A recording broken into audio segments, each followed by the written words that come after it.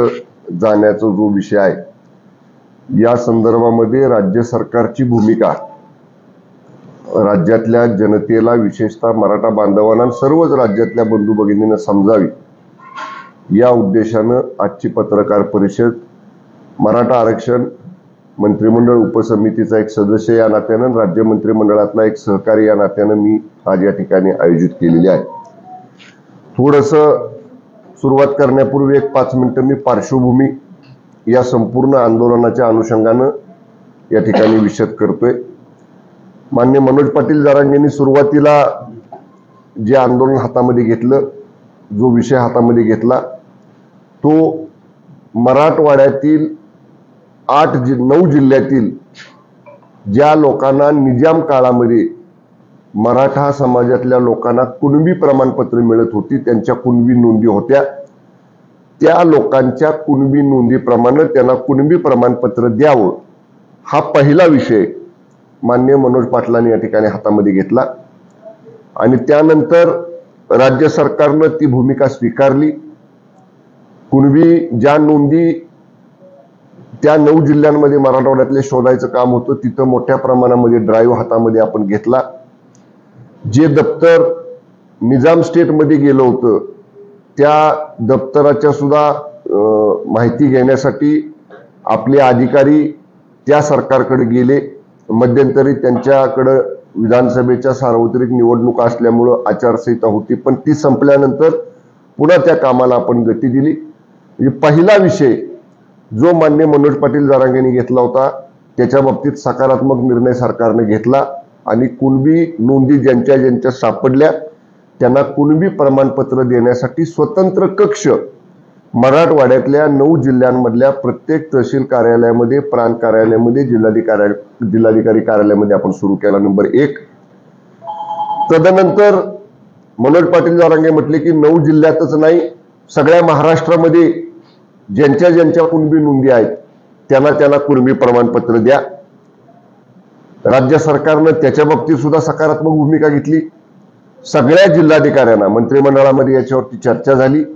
सगळ्या जिल्हाधिकाऱ्यांना शासनानं आदेश दिले की प्रत्येक ठिकाणी ज्यांच्या कुणाच्या मराठा समाजातल्या बांधवांच्या भगिनींच्या जुन्या दप्तरामध्ये कुणबी अशी नोंद असेल त्यांना कुणबी प्रमाणपत्र द्या। ती सुद्धा मागणी मान्य मनोज पाटील जरांगेंची आपण मान्य केली। तदनंतर माननीय मनोज पाटील जरांगेंनी सांगितले की आता सगळ्या सोयऱ्यांना सुद्धा प्रमाणपत्र द्या। याच्यामध्ये सुद्धा सरकार सकारात्मक आहे। सगळे सोयरे या शब्दाचा अर्थ काय लावायचा याच्या बाबतीत बरीच चर्चा झाली। राज्याच्या ॲडव्होकेट जनरलकडनं आपण त्यांचा अभिप्राय मागवला। त्याचं डेफिनेशन काय असावं, सगळे सोयरे या शब्दाची व्याख्या काय असावी याच्या बाबतीत क्लिअर ओपिनियन आपण ॲडव्होकेट जनरल साहेबांचं घेतलं। जे 3 रिटायर्ड हायकोर्ट जज मराठा आरक्षण हा विषयासाठी सरकारला मार्गदर्शन करण्यासाठी एक मंडळ नेमलेलं आहे, त्या 3 माननीय निवृत्त उच्च न्यायालयाच्या न्यायमूर्ती साहेबांचं सुद्धा याच्या बाबतीतला आपण त्यांच्याशी सुद्धा चर्चा केली आणि या बाबतीत सुद्धा सगळे सोयऱ्यांच्या संदर्भातलं प्रमाणपत्र देण्याच्या बाबतीत सुद्धा सरकार सकारात्मक आहे। त्या बाबतीत जर अध्यादेश काढावा लागत असेल तर तो अध्यादेश सुद्धा काढण्यासंदर्भातली कायदेशीर प्रक्रिया आपण सुरू ठेवलेली आहे। असं सगळं असताना पुन्हा आता 20 तारखेला यायचंच मुंबईला आणि मुंबईमध्ये लाखो मराठा बांधवांनी येऊन या ठिकाणी आंदोलन करायचं, ही जी माननीय मनोज पाटील जरांगे साहेबांची भूमिका आहे ही कुठंतरी मुंबईमध्ये असेल, महाराष्ट्रामध्ये असेल, ही लोकांना थोडासा त्याच्यापासून गैरसोय होणार आहे। एवढ्या मोठ्या संख्येने माणसं मुंबईत आल्यानंतर मुळातच आपण सगळ्यांनी पाहिलंय मुंबई किती कंजेस्टेड आहे, मुंबईचं जीवन हे मिनिटावर चालणार आहे आणि मग मुंबईवासियांना, मुंबईकरांना त्यांची सुद्धा त्या ठिकाणी अडचण होईल। राज्यभरातून येणाऱ्या लोकांची सुद्धा तिथं अडचण होईल। सरकार, मी या ज्या गोष्टी आता सांगितल्या, ज्या मनोज पाटील जरांगे साहेबांनी सरकारबरोबर चर्चा केली, कुठेही सरकारनं नकारात्मक भूमिका घेतलेली नाही।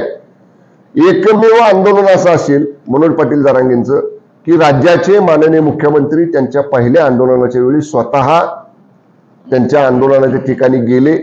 राज्याचे मुख्यमंत्री एखाद्या आंदोलनाच्या ठिकाणी जातात हे कधीही महाराष्ट्रात घडलं नव्हतं. पण माननीय मुख्यमंत्री महोदयांनी स्वतःचा प्रोटोकॉल, स्वतःचा मोठेपणा हा कुठेही आड येऊ दिला नाही. मराठा बांधवांसाठी आणि राज्यामध्ये कायदा सुव्यवस्था अबाधित राखावी यासाठी स्वतः माननीय सीएम साहेब तिथे गेले. एवढंच नाही तर मंत्रिमंडळातले अनेक मान्यवर मंत्री हे वेळोवेळी, उदय सामंत साहेब अनेक वेळा गेले, संदीपान भुमरे साहेब अनेक वेळा गेले, गिरीश महाजन साहेब अनेक वेळा गेले, आमचे अतुल सावे साहेब अनेक वेळा गेले, आता ज्यांना कॅबिनेट मंत्र्याचा दर्जा आहे ते माननीय बच्चू कडू साहेब गेले, 2-3 दिवस झाले, म्हणजे गेल्या अर्धा दिवसापासून ते मनोज पाटील जरांगेंच्या संपर्कामध्ये आहेत. म्हणजे सरकार एवढं सकारात्मक प्रतिसाद देते. असं असताना केवळ अशा पद्धतीनं एकत्र लोकांना आणून किंवा लोकांना एकत्र येण्याचं आवाहन करून कुणाची गैरसोय होणार नाही, कुणालाही त्याच्यापासून त्रास होणार नाही, ही भूमिका मनोज पाटील जरांगेंनी घ्यावी. आजच्या पत्रकार परिषदेच्या माध्यमातून सरकारच्या वतीनं आणि मराठा आरक्षण मंत्रिमंडळ उपसमितीचा सदस्य म्हणून मी मनोज पाटील जरांगे साहेबांना आवाहन करतो, विनंती करतो की त्यांनी उद्याचं आंदोलन करू नये. त्यांनी अशा पद्धतीनं सरकार सकारात्मक भूमिका घेते. अजूनही जी व्याख्या सगळे सोयरे शब्दांची आपण केलेली आहे, ज्याच्या बाबतीत समजा अध्यादेश काढावा लागला तर त्या बाबतीत सुद्धा सरकार सकारात्मक आहे. त्याच्यात सुद्धा अजून काही मनोज पाटील जरांगेंना काही सूचना करायच्या असतील तर त्या सुद्धा सूचना आम्ही विचारात घेऊ. सरकार कुठेही मराठा समाजाच्या विरोधात नाही, इतर कुठल्याही समाजाच्या आरक्षणाला आम्ही धक्का लावत नाही. इतकं स्वच्छ भूमिका ही सरकारची असताना आता बघा, अनावधानानं मोठ्या संख्येनं, लाखो संख्येनं लोक मुंबईमध्ये आले.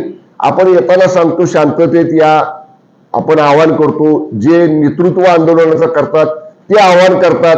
पण एवढ्या मोठ्या समाजामध्ये काही 4-2 माणसं अशी असतात की ते सगळं वातावरण खराब करण्यासाठी कारणीभूत ठरतात आणि मग विनाकारण परिस्थिती आपल्या हाताबाहेर जाते.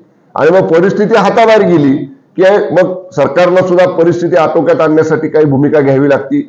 आता आपण बघतो अनेक आंदोलनं पाठीमागे झाली, मग त्या आंदोलनांमध्ये अशा पद्धतीनं जर कोणी कायदा हातात घेतला तर त्याच्यावरती कायदेशीर कारवाई झाली. मग परत आंदोलनाची भूमिका घेणारेच लोक सरकारकडे पाठपुरावा करतात की आता आमचे गुन्हे मागे घ्या, आमच्या मुलांच्या नोकऱ्यांचा प्रश्न आहे, आमच्या मुलांना सातत्यानं कोर्टात हेलपाटे मारावे लागतात, आमचं व्हेरिफिकेशन जास्त म्हणजे कॅरेक्टर व्हेरिफिकेशन ते आम्हाला मिळत नाहीत.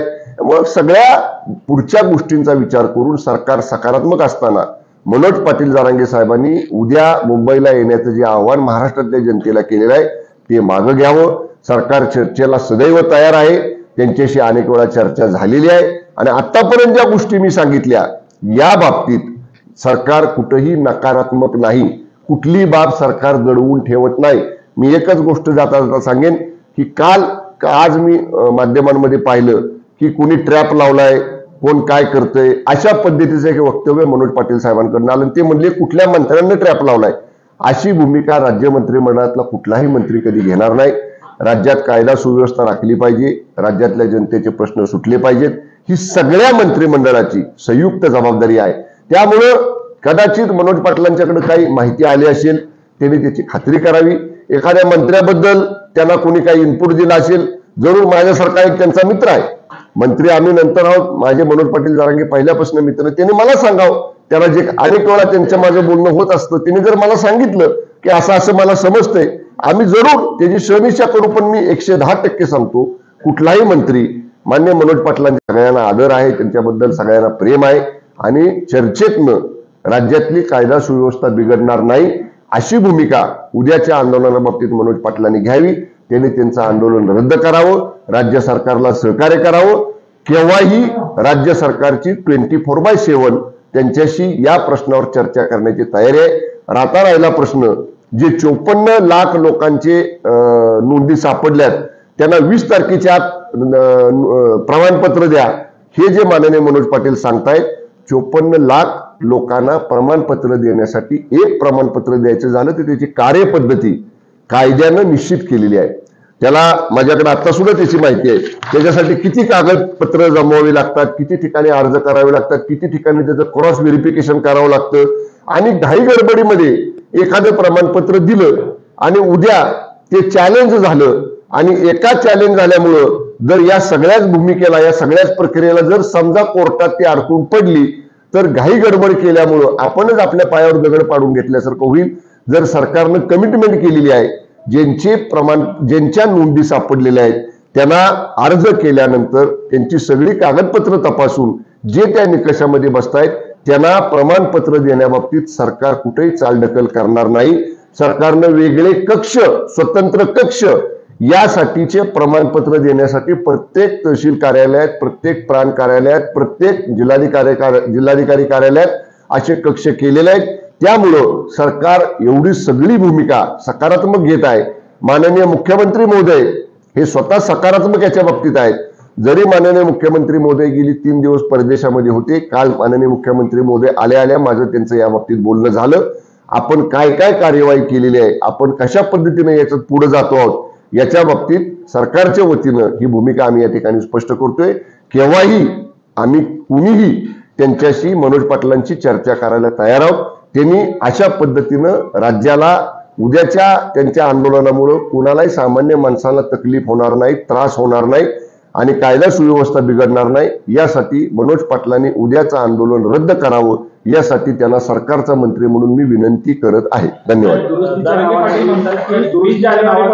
एक जण विचारा, एक जण. नावाखाली सरकार वेळकाढूपणा करते, तसंच उपोषण सोडवण्यासाठी आलेले 6 ते 7 मंत्री आता गेले कुठं, असा सवाल सुद्धा मनोज जरांगेंनी केला. मी तेच म्हणतोय त्यांनी नकारात्मक भूमिका ठेवू नये.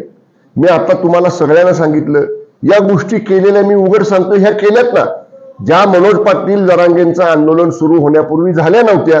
मग 6-7 मंत्री जे आले, त्यांनी जो शब्द दिला, त्यांनी जी चर्चा केली, त्यांनी ज्या वाटाघाटी केल्या, त्याप्रमाणे ही सगळी कार्यवाही झाली ना. कार्यवाही होताना चालू आहे ना, दिसतील आपल्याला. त्यामुळे त्यांनी निगेटिव्ह अप्रोच ठेवू नये, त्यांनी सकारात्मकतेने याच्याकडे बघावं. आणि केव्हाही मी परत म्हणतोय, त्यांच्याशी केव्हाही चर्चा करायला आम्ही तयार आहे. वेळ काढूपणा सरकार कुठेही करत नाही. हे बघा, मी मगाशी म्हटलं, घाई गडबडीमध्ये एखादा दाखला दिला, एखादं प्रमाणपत्र दिलं, ते उद्या कोर्टात चॅलेंज झालं आणि कोर्टानं जर माननीय न्यायालयाचं जर मत झालं की कुठेही काही न तपास करता डोळे झाकून सरकार प्रमाणपत्र देते आणि प्रमाणपत्र देण्याच्या सगळ्याच प्रक्रियेला जर दुर्दैवानं कोर्टानं काही आडकाठी केली किंवा मनाई केली तर सगळ्या लोकांना त्याचा त्रास होणार आहे. एक गडबडीत केलेल्या दाखल्यामुळं बाकीच्या लोकांना त्याचे दुष्परिणाम भोगायला लागू नये म्हणून शेपर साईडला सगळ्या गोष्टी आपण कायद्याच्या चौकटीत बसून, कुणालाही दिलेलं प्रमाणपत्र पक्क असलं पाहिजे, पुढे रद्द होणार नाही, कोर्टात जरी गेलं तरी टिकलं पाहिजे, यासाठीचीच भूमिका ही सरकारची आहे. साहेब, 20 जानेवारीपासून सुरू होणाऱ्या आंदोलनाला जे मराठी नेते उपस्थित राहणार नाही त्यांना मराठा समाज बघून घेईल असा इशारा त्यांनी दिलेला आहे. त्यांनी इशारा द्यायचा त्यांचं काम आहे, ते आंदोलन करतायत. मराठा समाज हा सगळा एकत्रच आहे. समाजाचे लोकप्रतिनिधी असतील, सामान्य कार्यकर्ते असतील, या सगळ्यांचीच भूमिका मराठा समाजाला न्याय मिळावं हीच आहे. न्याय मिळवण्यासाठी वेगवेगळे मार्ग असतात. कोण आंदोलनाचा मार्ग अवलंबतं, कोण लोकशाही पद्धतीनं विधिमंडळामध्ये, लोकसभेमध्ये विषय मांडून कायदेशीर पद्धतीनं तो सोडवण्यासाठी प्रयत्न करत असतं, कोण सरकारकडे शिष्टमंडळ घेऊन आपली मागणी मान्य करून घेण्यासाठी वेगवेगळे आयुध आहेत, वेगवेगळे मार्ग आहेत. कोण आंदोलनाचा मार्ग अवलंबतं, कोण हिंसाचाराचा मार्ग अवलंबतं, कोण गांधीवादी आंदोलन तत्वाचा मार्ग अवलंबतं. वेगवेगळे मार्ग आहेत. पण मराठा समाज सगळ्या मार्गाने जरी आला तरी मराठा समाजाला आरक्षण मिळालं पाहिजे या अंतिम उद्देशाकरता एकच आहे. त्यामुळं प्रत्येकाची पद्धत वेगळी आरक्षण मागण्याची. जरांगे पाटलांनी सांगितलं प्रसार माध्यमाला, तर त्या प्रसार माध्यमाने शहानिशा केली का? मी तेच आता म्हटलं की समजा माननीय मनोज पाटलांचं असं काही त्यांच्याकडे इनपुट असेल किंवा त्यांना काही माहिती मिळाली असेल तर म्हणजे मी मंत्री म्हणून थोडंसं बाजूला ठेवा. माझे जे चांगले मित्र आहेत, मी त्यांच्याशी नेहमी त्यांच्या तब्येतीची विचारपूस करत असतो, त्यांच्याशी चर्चा करत असतो. त्यांनी मला सांगावं की बाबा अमुक व्यक्तीबद्दल त्यांना काय माहिती मिळालेली आहे, आपण त्याची शहनिशा करू ना. पण मी जबाबदारीनं सांगतोय राज्याचा मंत्री म्हणून, आमच्या मंत्रिमंडळातला एकही मंत्री किंवा सरकारचा कुठलाही प्रतिनिधी अशा पद्धतीचं ट्रॅप लावणं वगैरे वगैरे अशी भूमिका कधीही घेणार नाही. साहेब, सगळे सोयरे ह्या वाक्यामध्ये प्रेम प्रकरणाचा काही विषय आलाय का? म्हणजे प्रेम प्रकरण म्हणून जी झाली, म्हणजे मराठा समाजातली मुलगी, वडील ब्राह्मण समाजातले, त्या सगळे सोयरे शब्दावर सगळे सोयरे या शब्दाची व्याख्या काय असावी याच्या बाबतीत राज्याच्या माननीय ॲडव्होकेट जनरल यांच्याकडनं आपण त्यांचं काय डेफिनेशन असावी याच्या बाबतीत त्यांचं मत मागितलेलं आहे. परत मी सांगेन, रिटायर्ड 3 हायकोर्ट लॉर्डशिप जस्टिस यांचं एक मार्गदर्शक मंडळ आपण राज्य सरकारला सल्ला देते, त्यांचंही याच्या बाबतीत मत घेतलेलं आहे. आणि या बाबतीत मी एवढंच आपल्याला आता सांगेन की सगळे सोयरे शब्दाची जी डेफिनेशन आहे, जी व्याख्या आहे, या सर्व कायदेशीर चौकटीमध्ये जी बसणारी आहे त्या बाबतीत ती बसवून जर त्याच्यासाठी अध्यादेश काढावा लागत असेल तर अध्यादेश काढण्याची सुद्धा सरकार त्याच्या बाबतीत सकारात्मक विचार करत आहे. लव्ह मॅरेज मध्ये कदाचित ब्राह्मण समाजातल्या एखाद्या व्यक्तीला मराठा समाजाचं कुणबी प्रमाणपत्र देऊन मी जर तरच्या प्रश्नाला उत्तर देत नाही. आज ऍडव्होकेट जनरलने दिलेलं ओपिनियन माझ्या हातात नाही. 3 रिटायर्ड हायकोर्ट जज साहेबांनी त्याच्या बाबतीतलं जे मत दिलंय ते माझ्या हातात नाही, ते लॉ अँड ज्युडिशरी डिपार्टमेंटकडे आहे. त्याच्या बाबतीत जी काही त्यांचं मत असेल ते शेवटी अंतिम कॅबिनेट पुढे येईल, मंत्रिमंडळामध्ये त्याच्यावर चर्चा होईल आणि मंत्रिमंडळामध्ये त्याच्यावर चर्चा झाल्यानंतर जर त्या बाबतीत अध्यादेश ऑर्डिनन्स काढावा लागला तर त्या बाबतीत सुद्धा सरकार सकारात्मक आहे. अनेक पातळीवरती जर थांबवलं लोकांनी अगदी तुम्ही विनंती केल्याप्रमाणे तर ते मुंबईला येऊ शकत नाही, पण असं स्थानिक पातळीवरती अजिबात नाही. हे बघा, हे आंदोलनाचं प्रकरण सरकारला चर्चा करून आणि सामंजस्यानंच हे या प्रकरणामध्ये आम्हाला तोडगा काढायचा आहे. आम्हाला कुठेही अशा पद्धतीनं कुणावरती दबाव आणून कुणावरती आडकाठी करून अशा पद्धतीची भूमिका राज्य सरकारची नाही. म्हणूनच आम्ही सतत माननीय बच्चू कडू साहेब गेले 3 दिवस रोज जातात. बच्चू कडू साहेबांना राज्य सरकारमध्ये दिव्यांग कल्याण विभागाचा कॅबिनेट मंत्र्याचा दर्जा त्यांना त्या कमिटीला दिलेला आहे. ॲज गुड ॲज कॅबिनेट मंत्री आहेत ते. मग ते स्वतः त्यांच्याशी चर्चा करतायत. मी आज आपल्या माध्यमातून त्यांना विनंती करतोय की आमची सुद्धा चर्चा करायची तयारी आहे. पण हे काय होणार आहे, एवढी मोठ्या संख्येनं लोक मुंबईत आली, मुंबईमधल्या लोकांची गैरसोय होणार. मुंबईमध्ये माणूस मिनिटाला चालत असतो, म्हणजे मिनिटावर त्यांचे दिनक्रम त्यांचा ठरलेला असतो. त्यांची गैरसोय होऊ नये, बाहेरनं मुंबईत जाणाऱ्या लोकांची गैरसोय होऊ नये, ही शेवटी आमची भूमिका आहे. आणि हे बघा, एखाद्या वेळी जर निगेटिव्ह इम्पॅक्ट गेला लोकांच्या मध्ये, जर असं बाबा आमची गैरसोय झाली, आमची अडचण झाली, सरकार सकारात्मक प्रयत्न करत असताना सुद्धा मग थोडं थांबायला पाहिजे होतं, सरकारला वेळ द्यायला पाहिजे होता. त्यामुळं माझी परत विनंती आहे की मनोज पाटील जरांगे साहेबांनी सरकारला सहकार्य करावं. सरकारची सकारात्मक भूमिका आहे. देश विदेशातील प्रत्येक घडामोडींचे लाईव्ह अपडेट मिळवण्यासाठी आता साम टीव्हीच्या सर्व सोशल मीडिया प्लॅटफॉर्मला लाईक, फॉलो आणि सबस्क्राईब करा. तसंच सर्व नोटिफिकेशनसाठी बेल आयकॉन प्रेस करायला विसरू नका.